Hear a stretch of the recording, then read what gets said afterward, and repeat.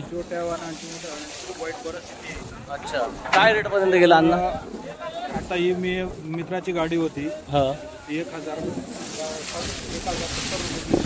अच्छा, तर चांगल्या क्वालिटीतला माल होता. अच्छा, काय कारण वाटतं तुम्हाला कमी जाण्याचं?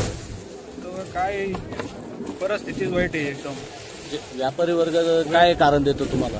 व्यापारीवर सांगतात की वर मागणी नाही, बरोबर, वरती मागणी नाही ना, त्याच्यामुळे ते म्हणतात की रेट नाही. अच्छा, कितीपर्यंत रेट जायला पाहिजे तुमचं? तरी सर्वसाधारण आजच्या घडीला 2200 ते 2500 रेट पाहिजे होता. आजच्या घडीला खर्चही निघत नाही. आता कमीत कमी 2000 तरी गेलाच पाहिजे, तेव्हाच खर्च निघेल तुमचा. आता खूप आणि सरकारचं शेतकऱ्यांकडे लक्ष नाहीये. हा, तर मग शेतकऱ्याचा आता लक्ष नाही म्हणजे काय तुम्हाला म्हणायचं? शेतकऱ्याला मातीमोल कांद्याला सरासरी भाव मिळालाच पाहिजे. सरासरी भेटला पाहिजे. आणि किती सरासरी किती मिळाला पाहिजे? सरासरी आता नापेडवाले सांगतात 2400चा आम्ही रेट देतो, पण तेवढे घेत नाही.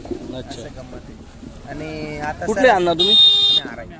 नाव काय तुमचं? दिनेश बाबूराव सोनवणे. अच्छा, कारण की शेतकऱ्यांचा आता जेव्हा आम्ही माल काढला ना, हा. त्यावेळेस 1500ची रेंज होती सरासरीला. आता ते इतक्या दिवस ठेवून त्याचा निम्मे माल खराब झालेला आहे. आणि फक्त 25% माल आता शेतकऱ्यांकडे बाकी. एकरी खर्च 50,000 झाले आहे.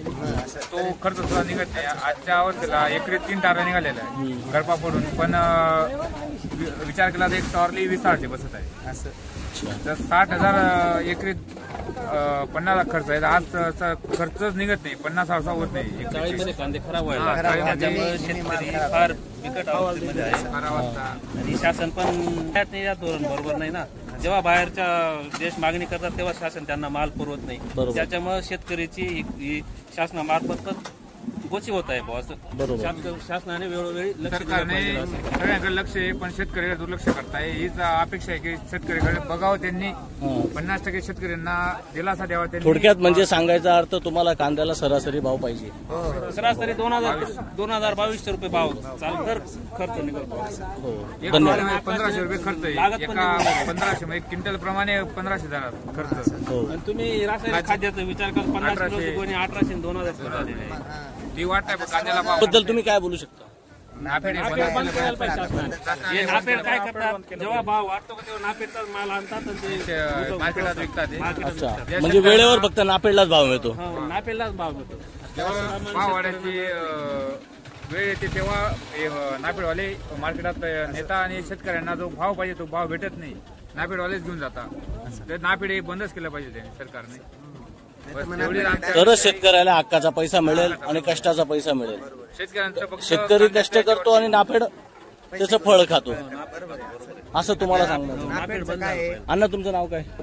मी शेतकऱ्यांपर्यंत धन्यवाद अण्णा, तुम्ही मला मुलाखत दिली. मी भूषण जाधव, माझं नवीनच काम चालू केले चॅनलवर. मी शेतकऱ्यांपर्यंत जाण्याचा प्रयत्न करतोय, तरी तुम्ही मला प्रतिसाद द्यावा आणि माझ्या चॅनलला लाईक करा, सबस्क्राईब करा, शेअर करा. पाठीमागे उभं राहायला पाहिजे, खरी परिस्थिती दाखवायला पाहिजे. अण्णा पाठीमागे तुम्हीच स्वतः आधी पुढे यायला पाहिजे, तेव्हा शेतकरी पुढे येईल ना, शेतकरी काय पुढे येणार? शेतकरी तर काम भरपूर चांगले, पण आज मीडिया बघतो तर भाव आले तर लई वरती बोलतात ते, पण भाव कमी झाला. नाही, आपल्या चॅनलवर तुम्हाला भाव वाढवून सांगितला जाणार नाही.